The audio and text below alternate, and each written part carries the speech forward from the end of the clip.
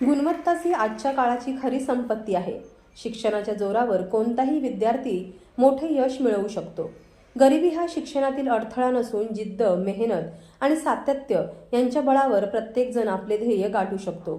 विद्यार्थ्यांनी स्वतःचे ध्येय निश्चित करून कठोर परिश्रम घेतल्यास भविष्यात निश्चित यश मिळेल, असे प्रतिपादन नगराध्यक्ष संदेश पारकर यांनी केले. कणकवली नगरपंचायततर्फे कोकण विभागीय बोर्डाच्या 10वी व 12वी परीक्षेत उल्लेखनीय यश संपादन करणाऱ्या विद्यार्थ्यांचा गुणगौरव सोहळा कणकवली येथील HPCL हॉलमध्ये उत्साहपूर्ण वातावरणात संपन्न झाला. यावेळी संदेश पारकर बोलत होते. कणकवली नगरपंचायतीचा निकाल आपण दिला. नगराध्यक्ष पदाची जबाबदारी माझ्यावर दिला, माझ्या सरकारवर दिला आणि गेल्या 6 महिन्यामध्ये आम्ही अनेक निर्णय या शहराच्या विकासाचे, नियोजनाचे हातामध्ये घेतले आणि त्या कामाची, त्या कार्याची सुरुवात त्या ठिकाणी होते. खरं तर हा सुद्धा गुणवंतांचा सत्कार, हा योग्य वेळी होणं गरजेचं आहे. जेव्हा निकाल लागतात सगळ्या संस्थांचे आणि त्यावेळी हा कार्यक्रम जर झाला तर आज अनेक विद्यार्थी आहेतच, पण जे पुढील शिक्षणासाठी आज महाराष्ट्रामध्ये त्या ठिकाणी शिक्षण घेण्यासाठी गेले ते आज जर आपण योग्य वेळेमध्ये कार्यक्रम केला असता तर ते आज आपल्याला हजर असताना दिसले. पण तरी सुद्धा हा कार्यक्रम आम्ही प्रत्येक प्रशस्ती पत्रकावर किंवा गुणवंताचा जो सत्कार होणार आहे त्याच्यावर एक तारीख आहे, मला वाटतं 23, 21, पण 21 तारीखला आम्ही कार्यक्रम करणार होतो. पण त्याच वेळी विधान परिषदेची निवडणुकीची आचारसंहिता लागली आणि त्या आचारसंहितेमुळे तो कार्यक्रम त्यावेळी आम्हाला रद्द करावा लागला आणि आज 13 जुलैला आपण हा कार्यक्रम आपल्या सगळ्यांच्या साक्षीनं, उपस्थितीनं या ठिकाणी करत आहोत. खरं तर मी आपल्याला सगळ्यांनाच या निमित्ताने मनापासून शुभेच्छा देतो. आपल्या सगळ्यांचं मनापासून कौतुक करतो, आपल्या सर्वांचं अभिनंदन करतो. कारण कणकवली शहर हे आदर्श शहर व्हावं, हे शहर कोकणचे गांधी आबासाहेब पटवर्धनांची कर्मभूमी आहे, परमपूज्य भालचंद्र महाराजांची पुण्यनगरी आहे आणि त्याचबरोबरही स्वयंभू रवळनाथाची भूमी आहे. आणि या भूमीनं अनेक क्षेत्रामध्ये कर्तृत्ववान व्यक्तिमत्व घडवली आणि त्याचाच वारसा कुठेतरी आपण या पुढच्या काळामध्ये सुरू ठेवलेला आहे. खरं तर माझ्या या शहराच्या निमित्तानं अनेक प्रशाला ह्या आजूबाजूला आहे. जवळजवळ कणकवली विद्यामंदिरची संस्था आहे, कणकवली कॉलेजचं प्रांगण आहे, SMI स्कूल आहे, पोद्दार त्या ठिकाणी स्कूल आहे, त्याचप्रमाणे वसुला आहे, IDL आहे. जवळजवळ माझ्यामध्ये 7 ते 8 संस्था किंवा त्यापेक्षा अधिक ह्या संस्था माझ्या शहरामध्ये शिक्षण क्षेत्रामध्ये ज्ञानाचं काम त्या ठिकाणी करत आहे. आणि म्हणून आज शहरातल्या माझ्या विद्यार्थ्यांना, तालुक्यातल्या, जिल्ह्यातल्या विद्यार्थ्यांना एक शिक्षणाची ओळख झाली, एक सुसंस्कृतपणा या शहराचा त्या ठिकाणी वाढला, सुशिक्षितपणा वाढला. याला जर कारण असेल तर या सगळ्या प्रशाला आहेत, जिल्हा परिषदच्या शाळा सुद्धा त्याच्यामध्ये आहेत. आणि म्हणून मी सगळ्या त्यामध्ये काम करणाऱ्या शिक्षक वर्गाचा माझ्या नगरपंचायतीच्या वतीनं, शहराच्या वतीनं मनापासून त्या ठिकाणी सन्मान करतो, मनापासून तुमचा सर्वांचा आभार करतो, आभार मानतो. कारण जर ह्या प्रशाला उभ्या राहिल्या नसत्या तर माझ्यासारख्या माणसाला सुद्धा शिक्षण घेता आलं नसतं. त्या काळामध्ये मी कणकवलीच्या 3 नंबर शाळेमध्ये विद्यार्थी होतो, नंतर विद्यामंदिर शाळेमध्ये होतो आणि या कणकवली कॉलेजमध्ये त्या ठिकाणी शिक्षण घेतो. आणि म्हणून ते जे संस्कार आमच्यावर झाले, त्या ज्या काही विद्यार्थ्यांना संघटित करण्याचं काम झालं, विद्यार्थ्यांचे प्रश्न जे काय आपण हातामध्ये घेतले आणि म्हणून आज कुठेतरी या जिल्ह्याचं, या शहराचं नेतृत्व करताना माझ्यासारखा एक सामान्य माणूस त्या ठिकाणी दिसतंय. त्याचबरोबर उपनगराध्यक्ष असतील, नगरसेवक, नगरसेविका असतील, हे सगळेजण या ठिकाणी जे दिसत आहेत त्याचं कारण की त्यांना घडवण्याचं काम या सगळ्या कणकवली शहरातल्या प्रशालेने केलं, शहराने केलं आणि म्हणून कुठेतरी एक चांगली जडणघडण त्या शहराची या निमित्तानं झालेली. खरं तर आज या गुणवंतांच्या सत्काराच्या निमित्तानं आपण 10वी-12वीच्या विद्यार्थ्यांचा सत्कार करतोय. सीएटी परीक्षा उत्तीर्ण विद्यार्थ्यांचा, सीए असतील, डीआय असतील, या विद्यार्थ्यांचा सन्मान करतो. कालच या ठिकाणी पाककलेच्या स्पर्धा झाल्या, त्याच्यामध्ये सहभाग झालेल्या त्यांनी जी निवडून आलेल्या किंवा ज्या विजयी झालेल्या अशांचा त्या ठिकाणी सत्कार करतो. चित्रकला स्पर्धा काल त्या ठिकाणी पार पडली विद्या मंदिरमध्ये. जवळजवळ 700 पेक्षा अधिकच्या विद्यार्थ्यांनी सहभाग घेतला. त्या विद्यार्थ्यांचं सुद्धा कौतुक करण्याचं, त्यांचं सुद्धा बक्षीस वितरण त्या निमित्तानं या ठिकाणी होणार आहे. आणि म्हणून अशा सगळ्या स्तरावर ज्यांनी कर्तृत्व त्या ठिकाणी निर्माण केलं, अशा गुणवंत विद्यार्थ्यांचा, अशा गुणवंत व्यक्तींचा सन्मान या निमित्तानं कणकवली नगर पंचायत करते. खरं तर मी आपल्या विद्यार्थ्यांना एवढंच सांगतो की तुमच्या पाठीवर जे यश तुम्ही निर्माण केलं, तर तुमच्या पाठीवर एक शाबासकीची थाप मारण्याकरता आम्ही कणकवली नगर पंचायतीने हा केलेला एक छोटासा प्रयत्न आहे. खरं तर या माध्यमातून आपल्याला प्रेरणा मिळेल. भविष्यामध्ये जी काही आपल्या समोर असलेली आव्हान आहे, त्या आव्हानाला तुम्ही त्या ठिकाणी तितक्याच ताकदीनं त्या ठिकाणी उभे राहा आणि स्वतःचं कर्तृत्व ते त्या ठिकाणी सिद्ध करा, हा विश्वास माझ्यासारख्या कार्यकर्त्याला. कारण आताच्या काळामध्ये गुणवत्ता हीच खऱ्या अर्थानं श्रीमंती आहे, शिक्षण हीच खऱ्या अर्थानं श्रीमंती आहे. कारण मी पाहिलं माझ्या काळामध्ये जे माझे मित्र होते, त्या मित्रांनी किंवा त्यांच्या मुलांनी जी आज प्रगती केलेली आहे, ही प्रगती त्यांनी शिक्षणाच्या माध्यमातून केली. आणि आज ती व्यक्तिमत्व, कर्तृत्ववान व्यक्तिमत्व म्हणून त्या शहराचे, या जिल्ह्याचे मार्गदर्शन म्हणून त्या ठिकाणी उभे आहे. आणि खरं तर हीच आपली संपत्ती आहे. शिक्षणातून त्या ठिकाणी काय घडू शकतं, आणि म्हणून त्या शिक्षणामध्ये गरिबी हा विषय ठरत नाही. तुम्ही कशा पद्धतीने शिक्षण घेता, कशा पद्धतीने त्याच्यामध्ये यश मिळवता, कशा पद्धतीने प्रावीण्य मिळवता, याला त्या ठिकाणी महत्व आहे. आणि म्हणून ते तुमच्या नसानसामध्ये भरलेलं आहे.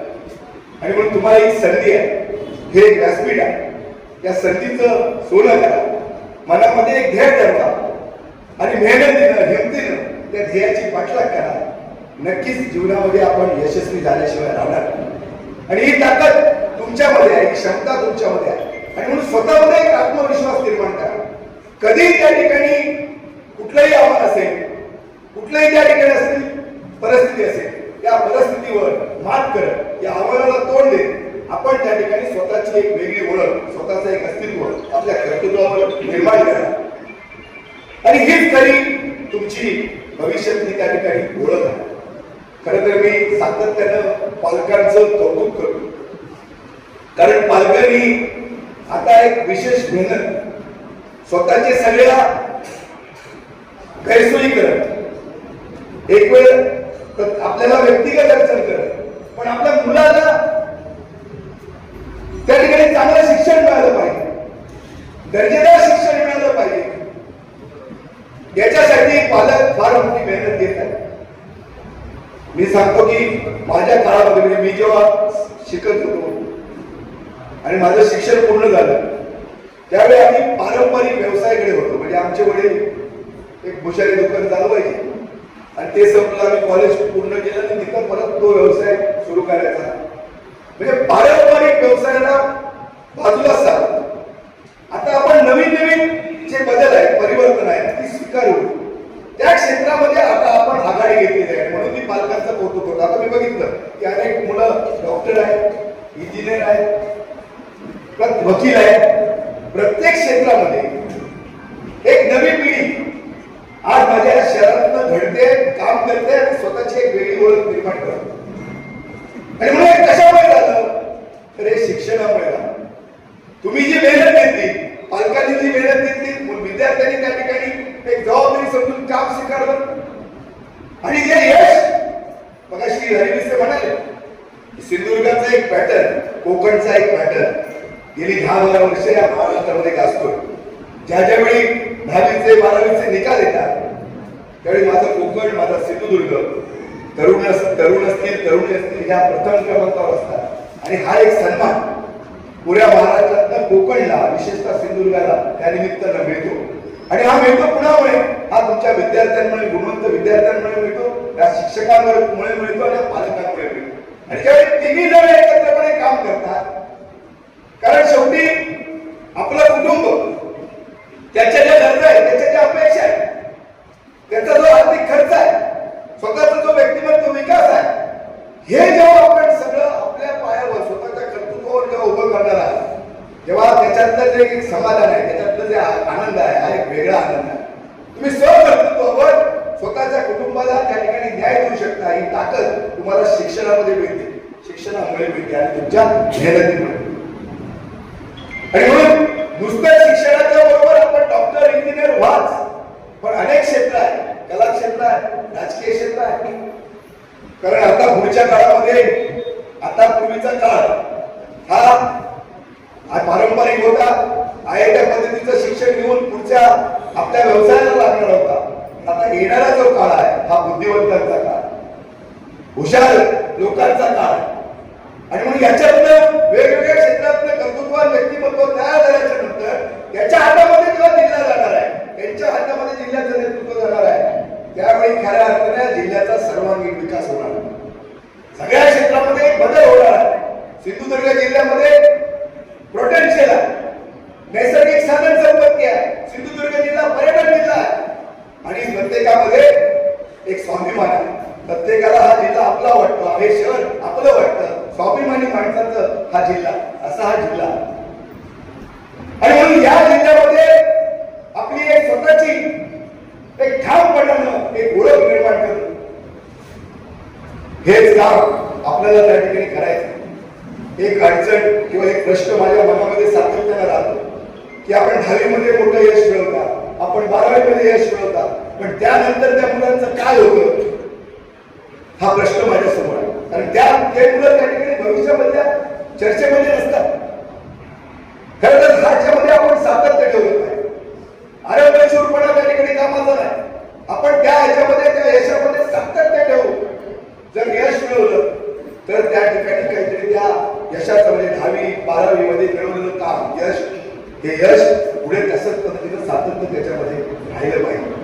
आणि म्हणून ही जबाबदारी तुमची आहे. समाजाला सुद्धा आपल्याकडनं फार मोठ्या अपेक्षा आहे, पालकांना सुद्धा फार मोठ्या अपेक्षा आहेत. जे शिक्षक आपल्यावर मेहनत घेत आहेत त्या शिक्षकांना सुद्धा आपल्याबद्दल फार मोठ्या अपेक्षा आहेत. आणि म्हणून ही जबाबदारीची जाणीव आपल्यामध्ये ठेवून आपल्याला जबाबदारीचं भान ठेवावं लागेल. एक सामाजिक बांधिलकी स्वीकारून स्वतःच्या कौटुंबिक आर्थिक प्रगतीबरोबर, स्वतःच्या आर्थिक सक्षमतेबरोबर या जिल्ह्याच्या सर्वांगीण विकासाचे सुद्धा शिलेदार हे माझे गुणवंत विद्यार्थी झाले पाहिजे. ही अपेक्षा आमच्या समाजाची आहे, ही अपेक्षा जनतेची आहे, ही अपेक्षा शिक्षक वर्गाची आहे, ही अपेक्षा आपल्या पालकांची.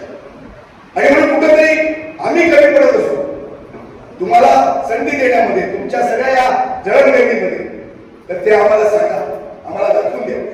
आम्ही काही ना काही, कसं प्राध्यापक कुलकर्णी आहेत, आपले विशेष आहेत, आमचे प्राचार्य आहेत, मुख्याध्यापक आहेत, प्रोफेसर आहेत, सातत्यानं भेटतात. मला सांगतात की या शहरामध्ये आपण एक अभ्यासिका उभी करा. आपल्या मुलांना कुठेतरी संगणकीय ज्ञान त्या ठिकाणी झालं पाहिजे, आपल्या मुलांना कुठेतरी स्पर्धा परीक्षेमध्ये त्या ठिकाणी यश मिळालं पाहिजे. आणि मग जर अशा प्रकारचं एक शैक्षणिक वातावरण आपण जर निर्माण करू शकता तर काही चांगली मुलं त्याच्यामध्ये अजून त्या ठिकाणी गुणवत्ता भरू शकते, चांगलं त्या ठिकाणी विद्वत्ता निर्माण होऊ शकते. अशा प्रकारचं एक शैक्षणिक वातावरण करा.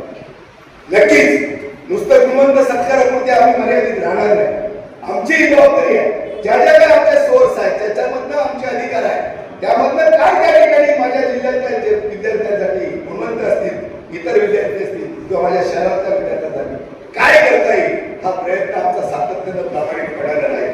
कधीतरी तुम्ही रोज आमचा वेळ घेत असता, पण सातत्यानं तुम्ही सुद्धा त्याच्यामध्ये सातत्य ठेवा. कारण कधी त्या ठिकाणी योजना येईल, कधी विकासाचा पैसा आमच्या हातामध्ये येईल आणि कधी तुमचं स्वप्न, त्या विद्यार्थ्याचं स्वप्न पूर्ण होईल ते सांगता येत नाही. पण जर आपण स्वप्न घेऊन चाललो, मोठे ध्येय घेऊन चाललो तर जीवनामध्ये यशस्वी होऊ शकतो. आणि म्हणून तशा प्रकारचं नियोजन किंवा तशा प्रकारचं काम आता आपल्याला हाती घ्यावं लागेल. आणि म्हणून ते आमचे प्रयत्न आहे. कुठेतरी या शहरामध्ये चांगली अभ्यासिका निर्माण होईल, विद्यार्थ्यांना संगणकीय ज्ञान त्या ठिकाणी मिळावं, स्पर्धा परीक्षामध्ये विद्यार्थी त्या ठिकाणी चमकला पाहिजे. आणि म्हणून जी सगळी दालनं आहे मोठ्या मोठ्या शहरांमध्ये, पुणे असेल, मुंबई असेल, या शहरांमध्ये सहजपणे गुणवंत विद्यार्थ्यांना किंवा शिक्षण घेतलेल्या विद्यार्थ्यांना कुठेतरी नोकरी मिळते, पण माझ्या जिल्ह्यामध्ये ते घडत नाही. मग तशा पद्धतीचं काय त्या ठिकाणी आपल्याला करता येईल? या मुलांना भविष्यामध्ये एकीकडे शिक्षण घेत असताना स्वतःच्या कुटुंबाची जबाबदारी सुद्धा आर्थिकदृष्ट्या ते कसे घेऊ शकतील, म्हणजे शिक्षणाबरोबर व्यवसायाभिमुख शिक्षण हे त्या ठिकाणी कसं देता येईल याचा सुद्धा प्रयत्न झाला पाहिजे. आणि हे हा जर प्रयत्न प्रत्येक गावामध्ये झाला तर शेकडो मुलं एकीकडे शिक्षणामध्ये गुणवत्ता मिळवतील आणि दुसरीकडे आपल्या कुटुंबाला आर्थिक सक्षम बनवण्याचं काम करतील. इतकी ताकद माझ्या या सगळ्या गुणवंत विद्यार्थ्यांमध्ये आहे, पालकांमध्ये आहे, शिक्षकांमध्ये आहे. आणि आम्ही सुद्धा लोकप्रतिनिधी आपल्या बरोबर सातत्याने खंबीरपणाने राहून ग्वाही या ठिकाणी देतो आणि आपल्या सर्वांना पुढच्या वाटचालीला मनापासून शुभेच्छा देतो की आपण कुठेही त्या ठिकाणी स्वतःचा आत्मविश्वास गमावू नका. जी स्वप्न आपण ठरवलेली आहे, जे ध्येय आपण ठरवलेलं आहे ते गाठण्यासाठी शेवटपर्यंत जिकरीचा प्रयत्न करा. तुमच्यामध्ये हिंमत, तुमच्यामध्ये आत्मविश्वास कधीही त्या ठिकाणी कमी होता कामा नये. गरिबी असेल, प्रतिकूल परिस्थिती असेल, या सगळ्या परिस्थितीमध्ये सुद्धा जो झगडतो, तो संघर्ष करतो आणि जो त्या ठिकाणी स्वतःची ओळख निर्माण करतो तोच खरा या जीवनातला माणूस आहे, शिल्पकार आहे. आणि म्हणून या समाजाच्या आधार तुम्ही बनले पाहिजे. यावेळी व्यासपीठावर उपनगराध्यक्ष सुशांत नाईक, नगरसेवक रुपेश नार्वेकर, प्राध्यापक हरिभाऊ भिसे, प्राध्यापक दिवाकर मुरकर, नगरसेवक संकेत नाईक, जय धुमाळे, बाळू पारकर, लुकेश कांबळे, नगरसेविका समिधा अंधारी, जुई मुरकर, दीपिका जाधव, धीरज मेस्त्री, नेहा तळेकर व प्रशासकीय अधिकारी अमोल भोगले, सहाय्यक प्रकल्प अधिकारी प्रशांत राणे, मनोज धुमाळे, प्रवीण गायकवाड, पूजा तांबे, दिव्या सरपे, विनोद जाधव, सुजल मुनगेकर, निकिता पाटकर, रुचिता ताम्हाणेकर, माधुरी वगैरे आदी उपस्थित होते. Viraj Gosavi, Maharashtra live news, Sindhudurg.